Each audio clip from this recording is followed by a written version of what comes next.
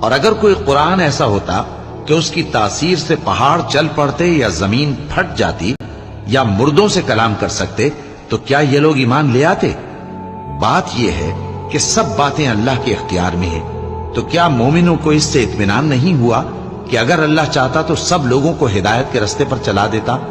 اور کافروں پر ہمیشہ ان کے اعمال کے بدلے آفت آتی رہے گی یا ان کے مکانات کے قریب نازل ہوتی رہے گی یہاں تک کہ اللہ کا وعدہ آ پہنچے۔ بے شک اللہ وعدہ خلاف نہیں کرتا۔ اور تم سے پہلے بھی رسولوں کے ساتھ تمسخر ہوتے رہے ہیں، تو میں نے کافروں کو مہلت دی، پھر میں نے ان کو پکڑ لیا، سو دیکھ لو کہ میرا عذاب کیسا رہا۔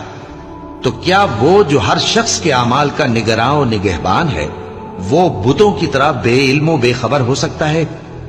اور ان لوگوں نے اللہ کے شریک مقرر کر رکھے ہیں، ان سے کہو کہ ذرا ان کے نام تو لو۔